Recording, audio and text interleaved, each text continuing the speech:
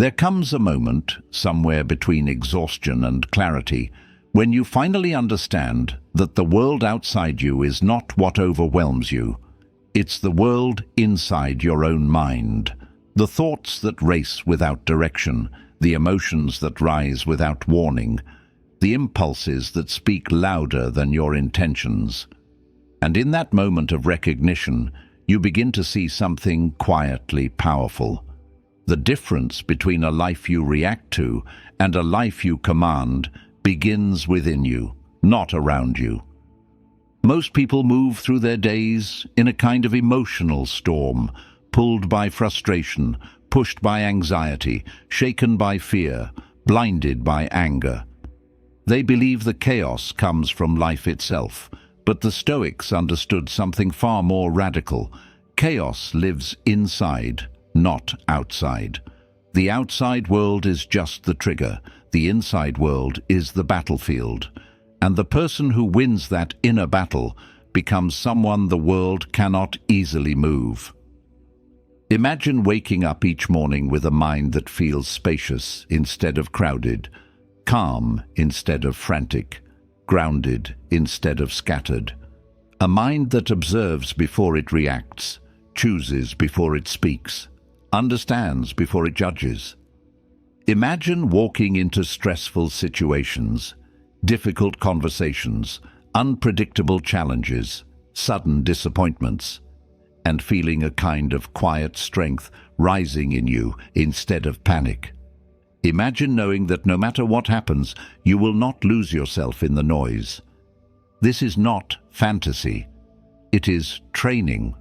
The training of your attention, your emotions, your thoughts, your silence, your responses. And once you begin this training, the world feels different. Not because the world has changed, but because you have. The things that once provoked you lose power. The people who once manipulated your emotions no longer find your buttons. The situations that once consumed your energy become manageable, even simple. You begin to experience life from a place of clarity rather than confusion, from choice rather than impulse. The Stoics believed that strength is not loud. It does not live in anger or force or domination. True strength is stillness, the ability to remain centered no matter how intensely life tries to pull you away from yourself. True strength is choosing your state of mind instead of surrendering it to whatever happens around you. True strength is the quiet, unshakable discipline of staying in control of your inner world while the outer world does whatever it wants. And when you reach this level of control, even for brief moments, you begin to understand why some people move through life with a calm, almost magnetic presence. They are not lucky. They are not protected from hardship. They are simply trained. They have learned to master themselves before trying to master anything else. And because of that, they live with a clarity that others can feel but rarely understand. In this episode, we're going to explore 10 Stoic principles, simple, sharp, and powerful ideas designed to help you think more clearly, act more calmly, and move through the world with a kind of unshakable inner control. These principles are not theories, they are practices. They reshape how you interpret moments, how you communicate, how you make decisions, and how you carry yourself through uncertainty. But as you listen, remember something essential. The goal is not perfection. The goal is awareness. Every moment you notice your reaction instead of being consumed by it, you grow. Every time you pause before speaking, you sharpen your clarity. Every time you choose calm over chaos, you become a little stronger, and strength built this way, through presence, patience, and introspection, is the kind that lasts. So take a breath, slow down. Let your mind become quiet enough to hear what truly matters, because once you master your inner world, the outer world is no longer something to fear. 1. Master your inner world before trying to influence the outer one. There is a quiet truth at the center of every strong life, a truth the Stoics understood long before modern psychology confirmed it.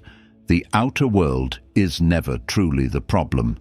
The real struggle, the real turbulence, the real conflict always begins inside you. People spend their days trying to control circumstances, trying to shape outcomes, trying to influence others, trying to fix everything around them, while completely ignoring the one place where their power actually begins. Your inner world, your thoughts, your emotions, your impulses, your interpretations, is the command center of your entire existence. And until you learn to master it, the outer world will always feel bigger than you. Most of the difficulties people experience aren't created by reality itself, but by the mind's reaction to reality. Two people can face the exact same situation and live entirely different emotional experiences. One collapses under the weight of it, the other stays steady, grounded, deliberate. The difference isn't luck, it's inner training. Because the world doesn't decide your peace, you do. The world doesn't choose your perception, you do. The world doesn't control your response, you do. This is the foundation of mastering your inner world. Understanding that your first and greatest responsibility is to command the state of your own mind. Think about how easily the outer world can trigger chaos inside you when you're unprepared. A single comment ruins your day. A small problem feels enormous. A minor setback becomes a story about failure. Someone else's mood becomes your mood. You absorb everything, react to everything, take everything personally, because you haven't yet built the inner structure needed to filter, process, and direct your own mind. Without that inner structure, your peace becomes fragile, dependent on circumstances, vulnerable to randomness, unstable, and easily shaken. But when you master your inner world, something shifts. You begin to feel a sense of stability that doesn't come from comfort, but from clarity. You start noticing your thoughts before they run away with you. You observe your emotions instead of drowning in them. You catch impulses before they become reactions.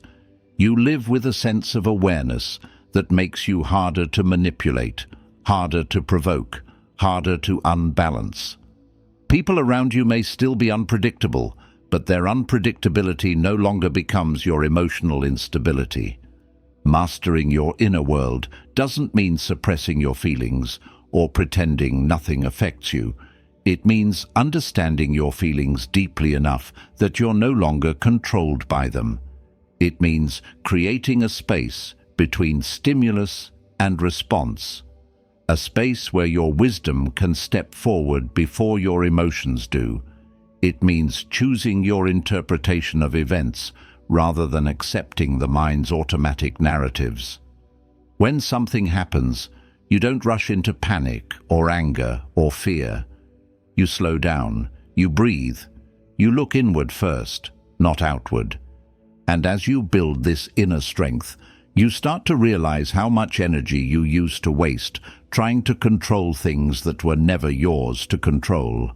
Other people's opinions, their reactions, their expectations, their emotions, their behavior. None of these are your responsibility, and yet you carried them as if they were. When you shift your focus inward, when you learn to master your attention, your reactions, your discipline, the outer world suddenly becomes simpler. Problems become clearer, relationships become healthier, decisions become easier. When you stop trying to command the world stops commanding you. This inner mastery also transforms the way you influence others. People think influence comes from persuasion or authority or confidence, but the deepest influence comes from presence, from being someone who is centered, calm, intentional, and grounded. People feel that. They trust it. They follow it without being asked.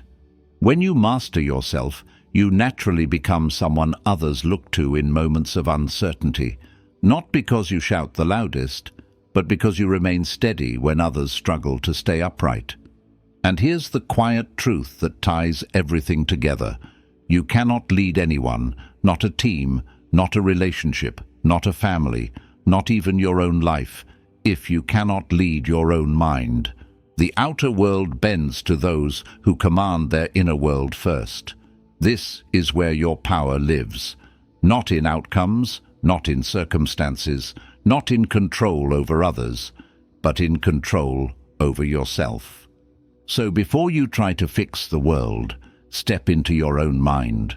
Look at what rises inside you, how it moves, how it shapes your perception, how it guides your choices. Strength begins there.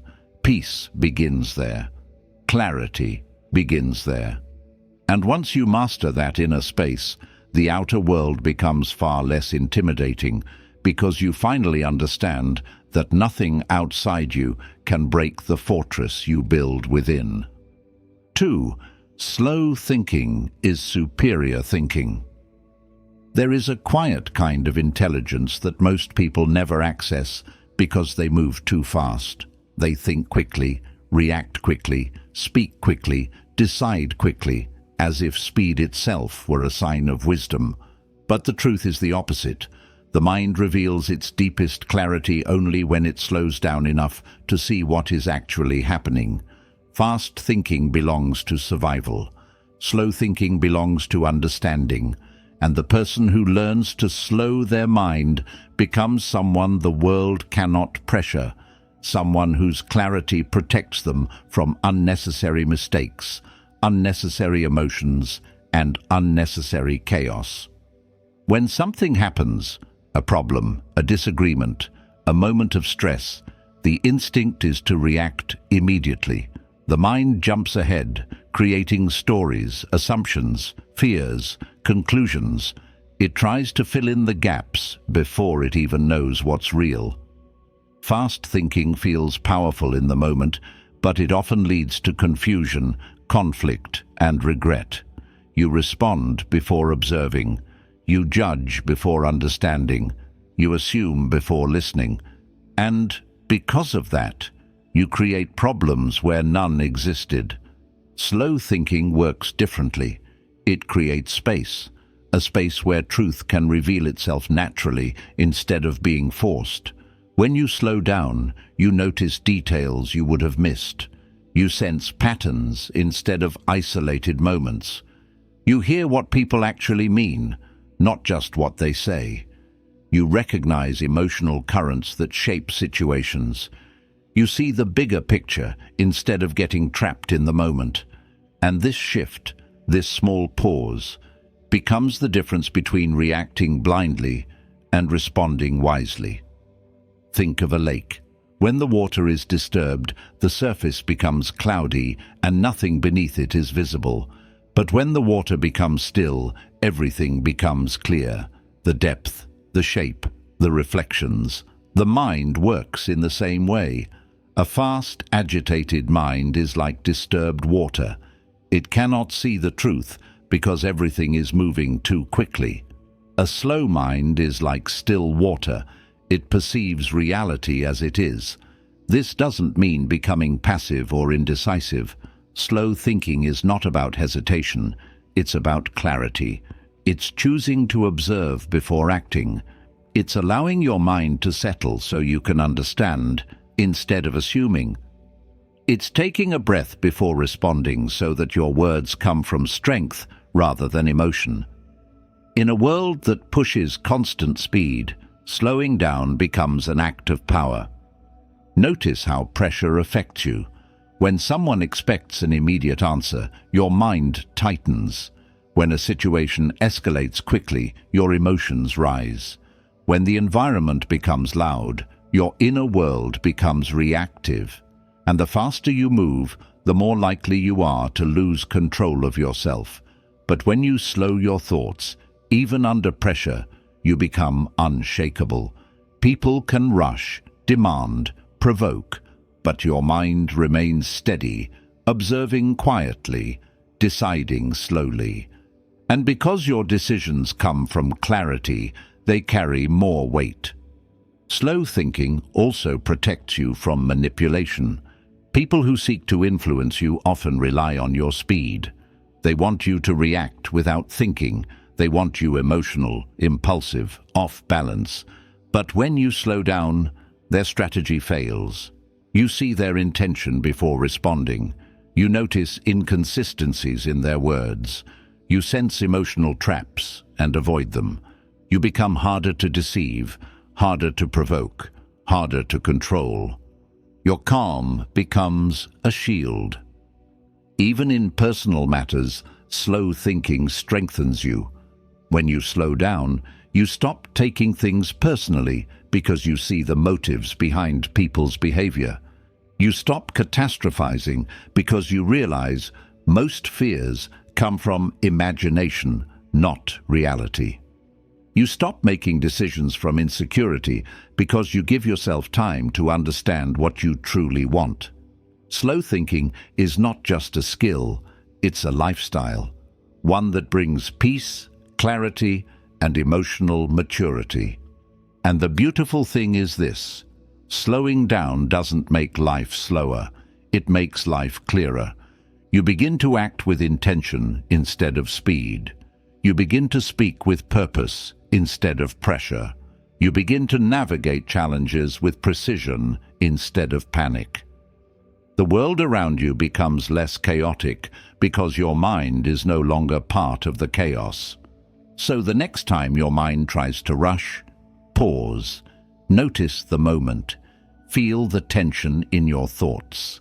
Allow yourself the luxury of slowness, because in that slowness, intelligence awakens. Truth reveals itself. Wisdom enters the room.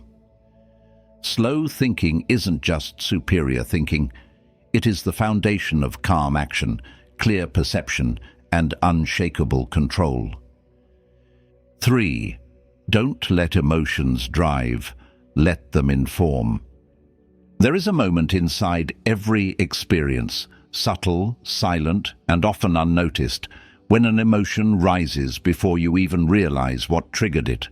A tension in the chest, a tightening in the jaw, a shift in your breathing, a sudden warmth in the face.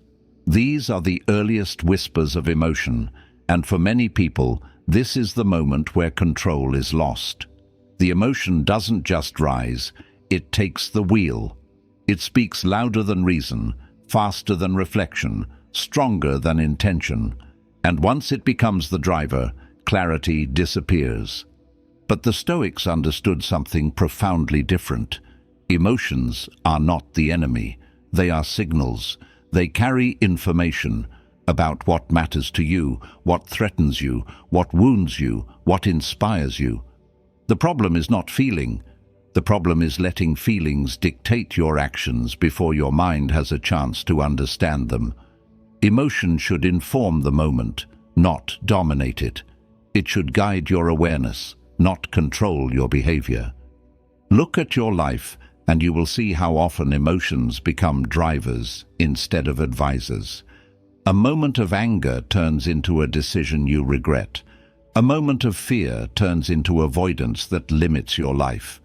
A moment of insecurity turns into overthinking that drains your energy. These emotional impulses feel powerful, but they rarely lead you toward the person you want to become. They push you into reactions instead of responses, into confusion instead of clarity. But when you learn to let emotions inform rather than drive, everything changes. You begin by noticing the emotion without obeying it. You notice anger and ask why. You notice sadness and ask what it is trying to show you. You notice fear and examine whether it is truthful or imagined. You become curious rather than reactive. This curiosity creates a pause, a small but powerful space. And in that space, you reclaim your ability to choose. Imagine your emotional life as a conversation. If emotion is allowed to speak, it becomes a helpful voice. It says, "This crossed a boundary," or "This feels unsafe," or "This matters to you," or "This reminds you of something important." But if emotion is allowed to command, it becomes a tyrant. It shouts instead of whispers. It distorts instead of clarifies. It demands immediate reaction instead of thoughtful response. Letting emotion inform means you give it a seat at the table, but not the head of the table. It can contribute, but it cannot decide. There is a quiet strength in this approach. When you separate feeling from action, you become harder to manipulate. People who want to provoke you lose their power. Situations that aim to overwhelm you lose their influence.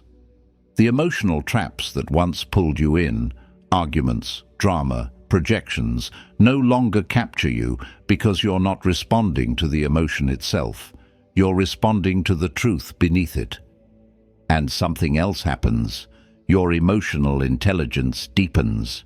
You become more attuned to the layers inside you.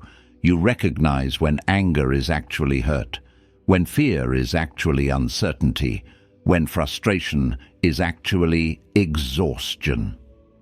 You begin to understand yourself on a deeper level, not by ignoring your emotions, but by interpreting them accurately.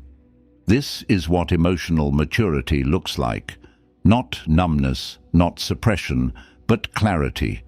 Feeling fully, without being ruled by what you feel. You'll also find that your relationships change. Conversations become calmer, conflicts become shorter, boundaries become clearer. Because when you are not driven by raw emotion, you communicate from a place of intention rather than reaction. You express what you truly mean instead of what the moment pressures you to say. You listen better, you choose better, you become a stable presence in a world full of emotional turbulence. And here is the quiet truth. People respect the person who feels deeply but responds wisely. It shows strength, not softness, discipline, not detachment, awareness, not avoidance. So the next time an emotion rises, and it will, let it speak, but do not let it steer. Listen to it the way you'd listen to a friend offering advice, with openness, but not blind obedience. Ask what it's trying to show you. Ask whether it's true. Ask whether it deserves action. And only then, only after understanding, choose your next move. Because when you let emotions inform but not drive, you don't lose your sensitivity, you gain your power. 4. Silence is a strategy, not weakness. There is a kind of power in silence that most people overlook because they were raised to believe that strength must be loud, that you must argue to prove a point, speak to defend yourself, explain to justify your actions, react to show that you care. But silence holds a different kind of strength, one that doesn't rely on noise, one that doesn't demand attention. It is a strength rooted in control, intention, and awareness. And the moment you understand this, you begin to see silence not as a lack of power, but as the strongest form of it. Silence creates an atmosphere that words can never create. When you choose not to react impulsively, when you refuse to be dragged into pointless debates, when you allow space instead of filling it, people feel something shift. They sense presence, they sense depth, they sense a stability that does not need validation. Silence transforms the energy in the room because it shows that you are not desperate to be heard, nor afraid to be misunderstood, nor insecure about your own position. Most people misunderstand silence because they see it as a surrender, but silence, when chosen consciously, is not surrender. It is strategy. It is the decision to protect your clarity rather than argue with confusion. It is the choice to conserve your energy rather than waste it on people who want a reaction, not a resolution. It is the awareness that words carry weight, and when spoken from impulse, they become weapons that hurt you more than they protect you. When someone tries to provoke you, your silence denies them what they want. When someone wants you to explain yourself endlessly, your silence communicates boundaries they did not expect. When someone seeks chaos, your silence protects your inner world. People who feed on reaction are disarmed the moment you stop reacting. In silence, you become unpredictable, and unpredictability is power. Silence also allows truth to rise. When you stop talking, you start observing. You notice details in people's behavior, patterns in their tone, contradictions in their stories. You see what is real instead of what they want you to see. People reveal themselves in the space your silence creates. Without you interrupting, defending, or filling the moment with your own emotions, they show their intentions clearly. Silence becomes a form of intelligence, a way of understanding the world without the distortion of noise. Even with yourself, silence has a transformative effect. It calms the mind. It slows the emotional storm. It gives you space to think, to breathe, to settle into your deeper self. In silence, you hear the thoughts beneath the thoughts, the ones that only surface when everything else grows quiet. You become aware of your fears, your desires, your instincts, your illusions. Without silence, you live on the surface of life. With silence, you meet yourself. And yet, embracing silence in a world obsessed with noise takes courage. People expect immediate responses. They expect emotional participation. They expect explanations on demand. But silence breaks these expectations. It interrupts the pattern. It reveals strength that doesn't need approval. And for many, that strength is intimidating because they can't read you, can't control you, can't predict your next move. Silence is not the absence of action. It is preparation for better action. It allows you to gather your thoughts, understand the situation, and choose a response instead of falling into a reaction. When you act from silence, your decisions are sharper. Your words carry more weight. Your presence speaks before you do. And here is something most people never realize. Silence naturally elevates your authority. The less you speak, the more people listen when you finally do. The less you react, the more people respect your boundaries. The less you explain yourself, the more others understand that your worth is not up for debate. Silence gives value to your voice, not because your voice becomes louder, but because it becomes intentional. So let silence be your strategy. Let it guard your energy. Let it expose truth. Let it steady your mind. Let it create a space where wisdom can rise. Silence does not make you weak. It makes you unshakable. It is not emptiness. It is mastery.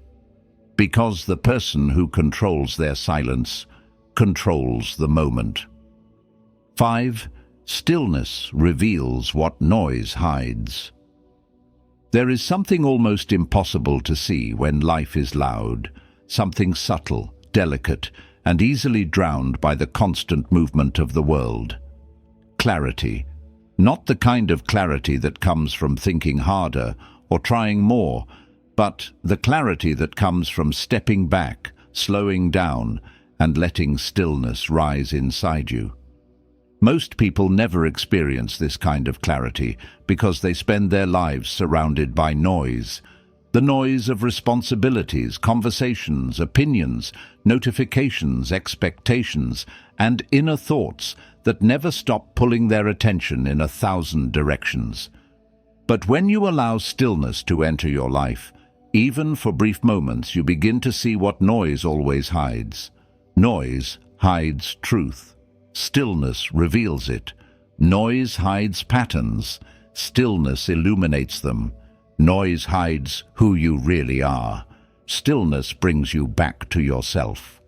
The Stoics understood that stillness is not laziness or withdrawal. It is the art of creating enough silence within yourself to see life as it actually is, not as your fear, frustration, or stress paints it. Noise clouds perception. Stillness sharpens it. And when your perception becomes sharp, your decisions become wiser, your emotions become calmer, and your actions become more intentional. Think about how different life feels when you're alone in a quiet room, or walking without your phone, or sitting in nature with nothing demanding your attention. In these moments, thoughts settle naturally. They stop racing and begin to flow. Problems that felt overwhelming shrink to their true size. Situations that felt urgent lose their pressure. You begin to understand what matters and what doesn't. Stillness acts like a filter, separating the essential from the unimportant, the real from the imagined. But stillness is not something the modern world gives easily. It must be chosen, and choosing it means stepping away from the noise others depend on. Many people fear stillness because silence forces them to face themselves, the parts they've ignored, the emotions they've buried, the questions they've avoided.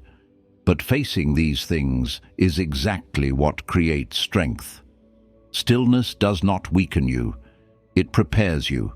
It teaches you to understand your internal landscape so that the external world cannot easily control you. In stillness, you reconnect with yourself. You notice the habits that drain your energy, the thoughts that distort your judgment, the emotions that rise too quickly. You begin to see the stories you've been telling yourself, stories about your worth, your future, your past, and you learn which ones serve you and which ones don't. Noise distracts you from your inner world. Stillness introduces you to it. There is also a strategic strength in stillness. When you are still, you observe. You see dynamics in relationships that others overlook. You feel the emotional temperature of a room before anyone speaks. You understand motives that others miss. You sense danger sooner and opportunity earlier. You become someone who moves not out of pressure, but out of precision. And here is something rarely discussed. Stillness gives you a different kind of confidence, a quiet, grounded confidence that comes from knowing yourself deeply. When you spend time in stillness, you stop seeking validation because you understand your own worth. You stop chasing distractions because you recognize what you're running from. You stop fearing silence because silence becomes your ally. The more time you spend in stillness, the more your inner world becomes organized, and the less chaos you carry into your outer world. You stop reacting emotionally to every moment because you've learned to sit with your emotions long enough to understand them. You stop overthinking because clarity rises naturally when your mind isn't consumed by noise. You stop rushing because stillness teaches you the beauty of deliberate action. Stillness is not escape. It's preparation. It's where growth happens when nobody is watching. It's where strength is built in ways the world cannot see. It's where your deepest wisdom begins to form. So let yourself be still. Even if the world tells you to stay busy, step into silence, even if your mind protests at first. Sit with your thoughts long enough to see what they're trying to show you, because stillness reveals what noise hides: the truth, the patterns, the possibilities, and the path you were always meant to walk. And the more you learn to return to that stillness, the more unshakable you become. 6. Respond with intention, not impulse. There is a quiet space inside every moment, a space most people never notice and therefore never use. It exists between what happens to you and how you choose to respond. A comment is made, an unexpected event unfolds, a problem appears, a feeling rises, a challenge hits you.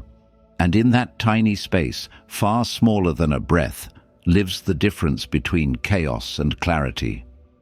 Most people move through life without ever entering that space. Their reactions are automatic. Their impulses take control. Their emotions speak louder than their intentions. And because of this, their life becomes a chain of reactions rather than a path of chosen responses. The Stoics believed that this small space is the birthplace of human freedom. They understood that you cannot control everything that happens around you, but you can always control how you interpret it and how you act afterward. When you respond intentionally, you reclaim your power from the randomness of the world. You become someone whose behavior is shaped by wisdom rather than emotion, by clarity rather than impulse. Impulsive reactions feel satisfying in the moment because they are fast and emotional. They give you the illusion of power, the quick reply, the raised voice, the immediate judgment. But they almost always leave you weaker. They create conflicts you could have avoided. They cause misunderstandings that didn't need to exist. They push you into decisions you later regret. Impulse is the mind on autopilot, moving without awareness, acting without alignment, speaking without thought. Intentional response is the opposite. It is slow, deliberate, and grounded. It requires you to step into that inner space, even for a second, and ask a simple question. What outcome do I want to create right now? Not what your emotions want, not what fear demands, not what pride pushes you toward, but what your deeper self knows is right. This pause is not weakness. It is mastery. It is the moment when the storm inside you settles enough for clarity to rise. It is the moment when you stop living as a reaction to life and start living as the author of your own behavior. Imagine someone insults you, expecting you to react with anger. A reactive mind fires back, escalating the situation. An intentional mind observes the insult, understands its origin, perhaps insecurity, misunderstanding, stress, and chooses a response that protects peace rather than destroys it. The situation becomes small instead of explosive because you chose not to feed the fire. Imagine a stressful moment hits you, a mistake at work, a sudden problem, a plan falling apart. A reactive mind panics, making the situation worse.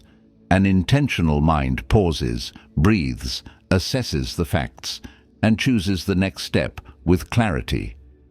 The same problem becomes manageable simply because you refuse to let impulse take over. Intentional living also protects your relationships. When you respond with intention, you communicate from a place of stability rather than frustration. You express your needs clearly instead of aggressively. You listen instead of assuming. You choose words that build connection instead of words that create distance. Intentionality turns conflict into understanding, misunderstanding into clarity, and frustration into meaningful dialogue. And there is a quiet beauty in the way intentionality transforms your inner world. When you stop reacting impulsively, you stop draining your energy. You stop being emotionally exhausted by every interaction. You stop carrying guilt, regret, or frustration from actions you wish you could take back. Your inner voice grows calmer. Your days feel more ordered. Your life becomes more peaceful, not because the world changed, but because you did.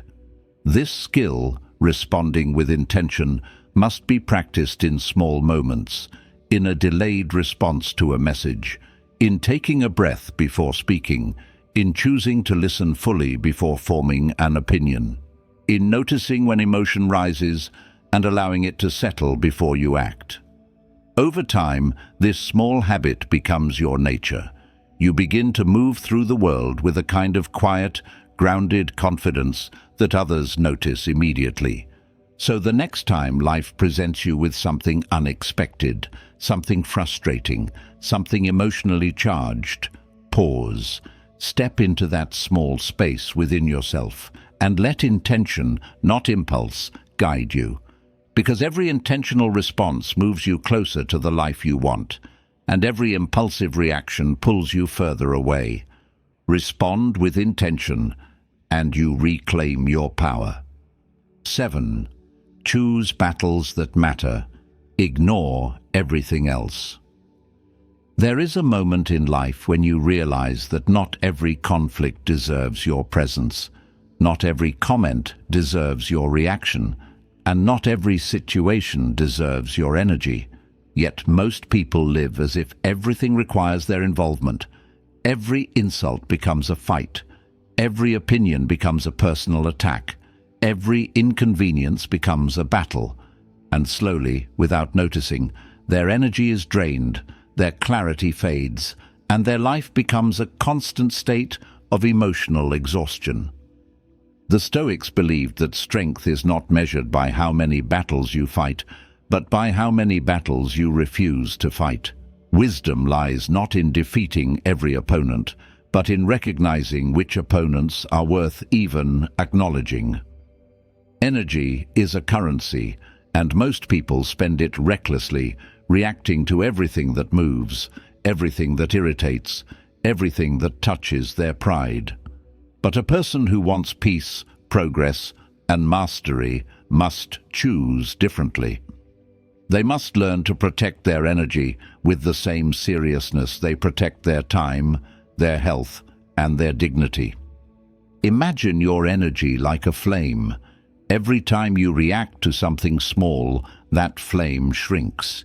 Every time you engage with someone who just wants to provoke you, that flame dims. Every time you let irritation pull you into pointless arguments, that flame loses its strength.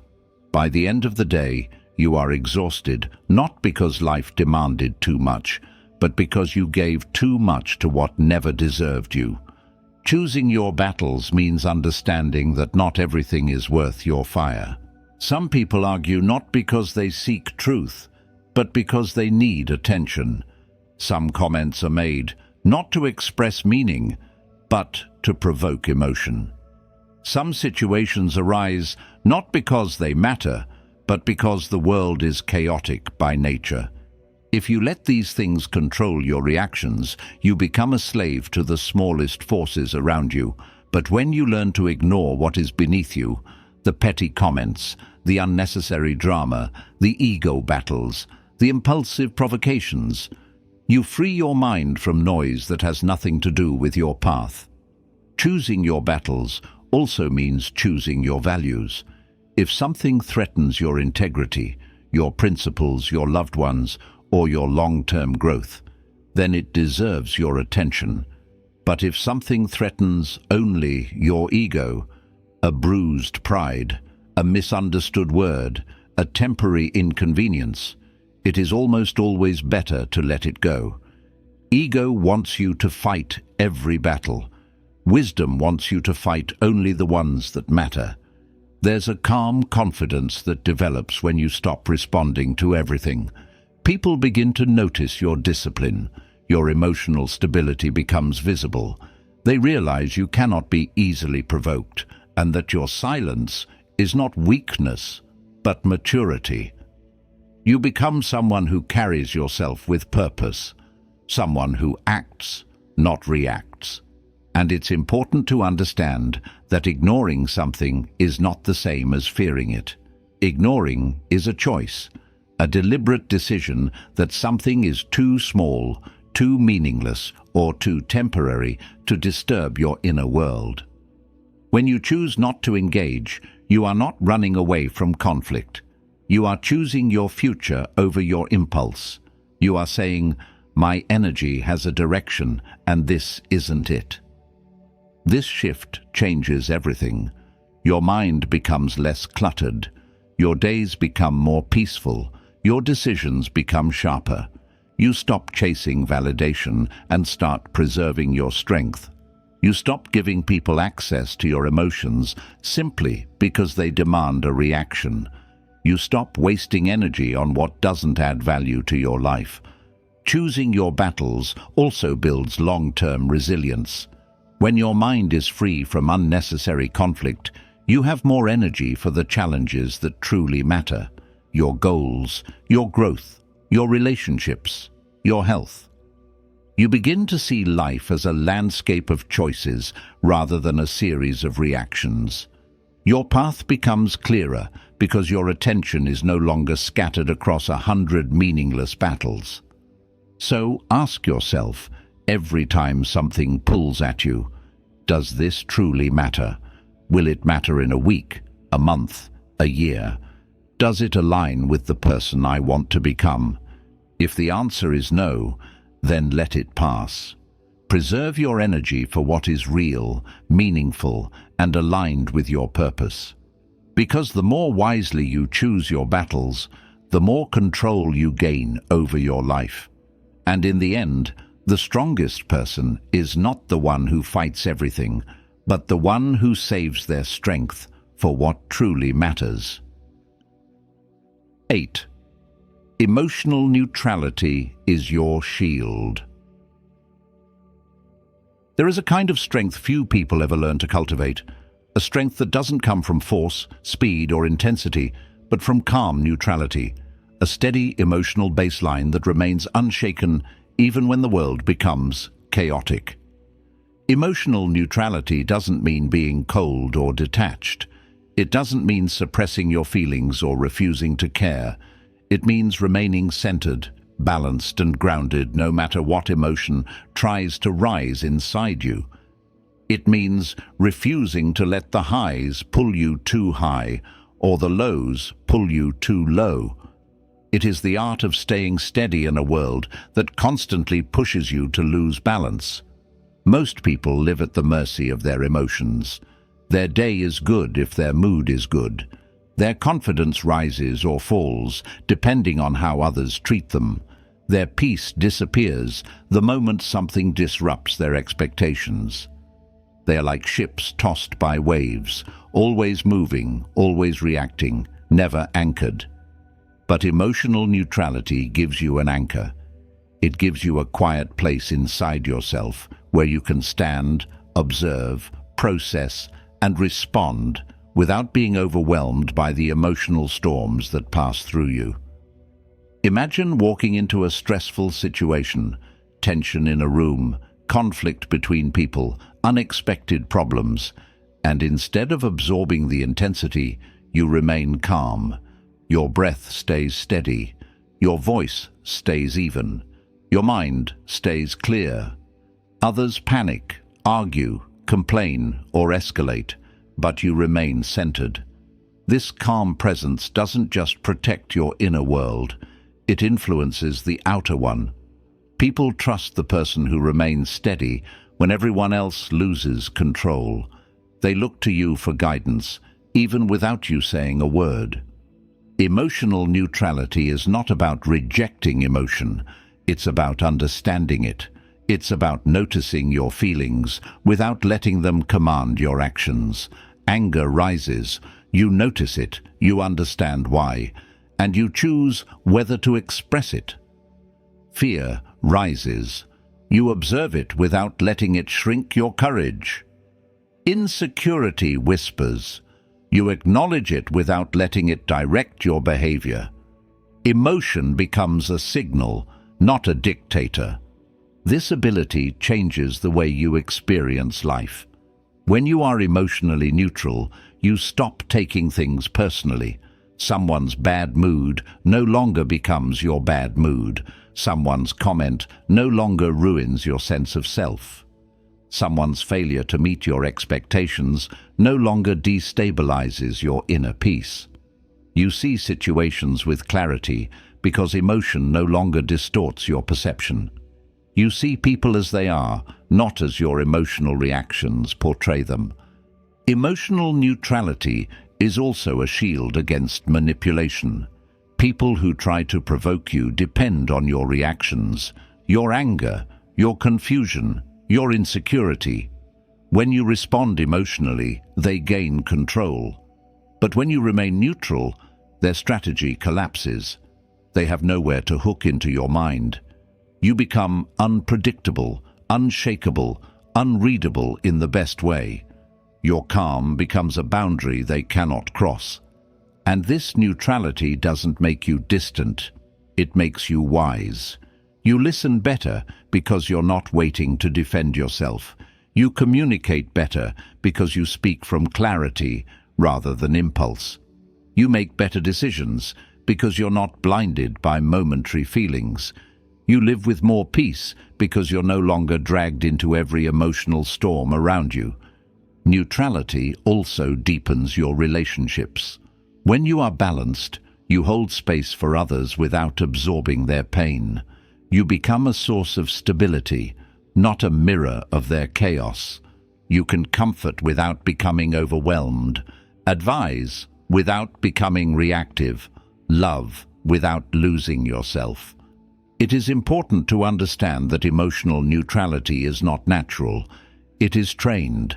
It is built through small acts of awareness, through taking a breath before responding, through observing your feelings without judgment, through choosing calm even when your mind wants to explode, through recognizing that your emotions are visitors, not residents. And slowly, neutrality becomes your default state. You feel deeply but respond wisely. You care genuinely but stay grounded. You experience emotions without becoming them. This is the shield the Stoics carried, a shield that protects peace, preserves clarity, and strengthens identity. So when chaos rises, inside you or around you, return to your center. Become quiet inside. Let emotions pass through you like waves passing over a rock that refuses to move. Because when you master emotional neutrality, nothing can pull you off balance. In a world that reacts to everything, be the one who remains still. 9. Adaptation is the highest intelligence. There comes a moment in every person's life when the world stops matching their expectations. Things change, people change, circumstances shift in unpredictable ways, plans fall apart, paths vanish, and what once felt secure suddenly becomes uncertain. In these moments, many people resist. They fight the change, deny it, fear it, or cling to what no longer exists, and in doing so, they create their own suffering. But the Stoics understood a timeless truth. Adaptation is not just a skill, it is the highest form of intelligence.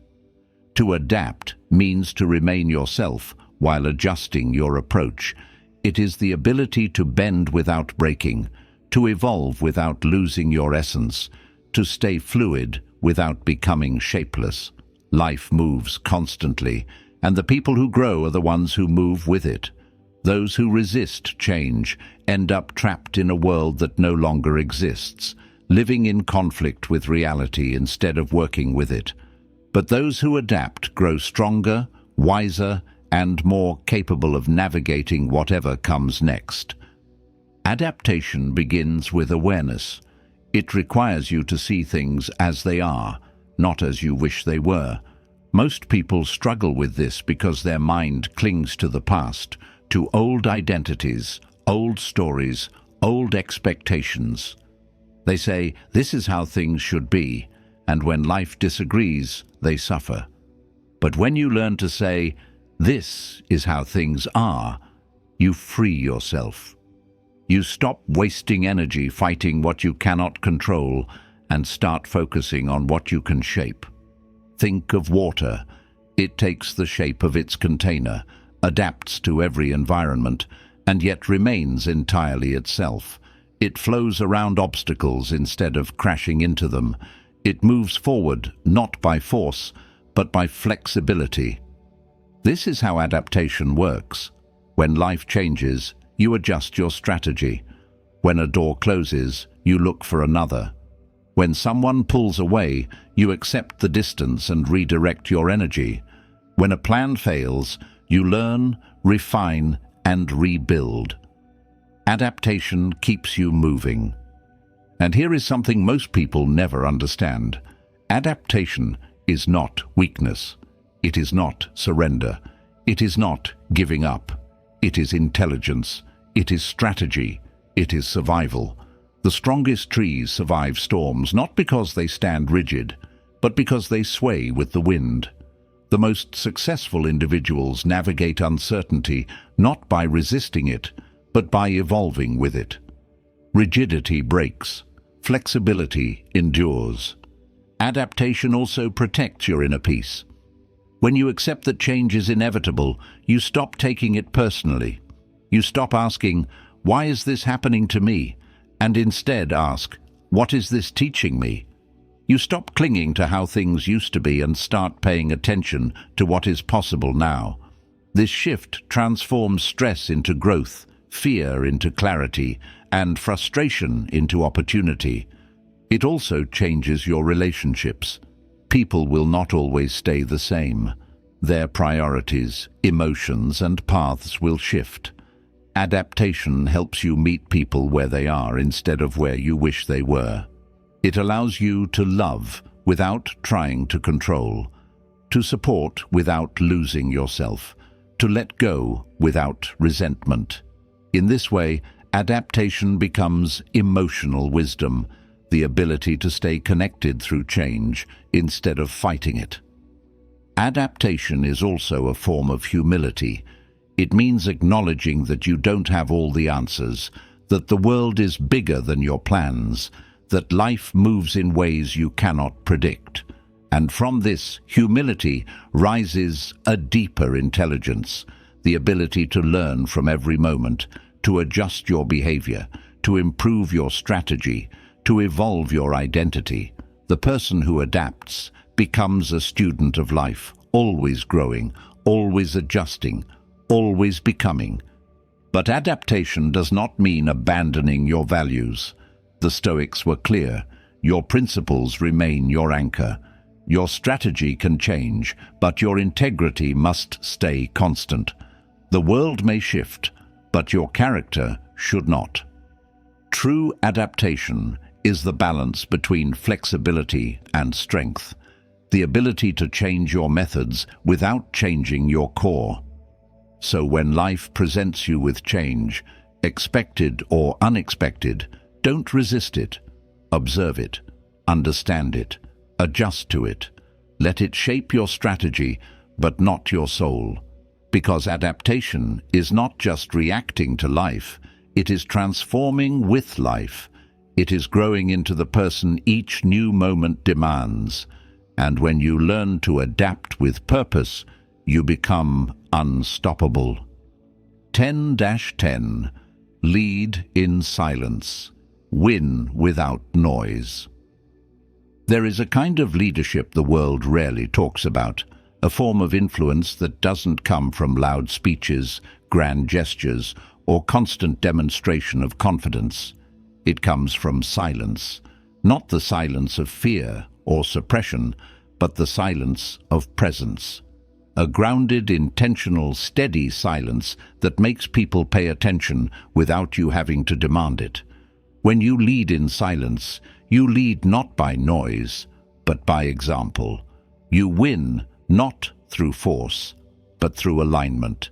You influence not through pressure, but through the inner strength others can feel the moment you walk into a room. Most people believe that leadership requires visibility, that you need to speak often, defend your position, explain your actions, justify your feelings, or assert your authority. But the Stoics understood something different. They understood that leadership begins with self-command, not external performance. You do not become a leader the moment others follow you. You become a leader the moment you learn to guide yourself. And self-guidance rarely needs noise. It needs clarity. It needs purpose. It needs consistency. And above all, it needs the discipline to move quietly in a world addicted to attention. Leading in silence means you understand the power of restraint. You don't rush to correct every misunderstanding. You don't fight every opinion that contradicts yours. You don't enter every argument that invites you. You don't reveal your strategy before you execute it. You allow your actions to speak for you, and actions spoken from calm intention carry more weight than any words spoken in urgency. Silence also protects your power. The moment you speak too much, you expose your doubts. The moment you react emotionally, you show people where your buttons are. The moment you explain yourself excessively, you teach others not to take your boundaries seriously. But when you choose silence, when you hold your internal position without needing to justify it, people feel a different kind of authority, one that does not depend on external validation. They sense certainty, they sense depth, they sense that your decisions come from a place inside you that cannot be influenced by pressure or provocation. This kind of leadership also shapes how others behave around you. When you move quietly, intentionally, others begin to slow down around you. They become more thoughtful in your presence. They choose their words more carefully. They pay closer attention. Silence doesn't just influence your internal state, it shapes the atmosphere around you. In a world full of noise, your calm becomes magnetic. Leading in silence also requires patience, the willingness to wait, observe, and act when the moment is right, rather than when emotion demands immediate movement. Many people lose battles simply because they act too quickly. They reveal too much. They respond too soon. They make decisions from insecurity rather than clarity. But silent leadership teaches you to move only when you have seen enough, understood enough, and chosen enough. It aligns you with timing instead of impulse. And here is a deeper truth. Silence is not emptiness. It is listening. Listening to the situation. Listening to your intuition. Listening to the quiet signals others miss because they are too busy talking. When you lead through silence, you operate with more information than others realize, and that information becomes your advantage. But the greatest power of silent leadership is this. It centers you. You no longer chase recognition. You no longer seek applause. You no longer depend on validation. Your identity comes from who you are, not who sees you. Your strength comes from your discipline, not from anyone's approval. You move with intention, with quiet confidence, with the understanding that noise does not equal impact. And the world begins to adjust to your presence because your presence is stable, grounded, and uncontrollable. So as this journey of principles comes to a close, remember this final truth. Your silence is not the absence of power. It is the refinement of it. Your quiet presence can influence more than your loudest words. Your calm leadership can move more than force ever could. And maybe the question that remains, the one that now belongs to you, is this. What would your life look like if you led it with intention, clarity, and silent strength? How much unnecessary noise would fall away? How differently would the world respond to you? Only you can answer that. And the answer begins in the quiet space within you, the space where real control, real clarity, and real leadership are born.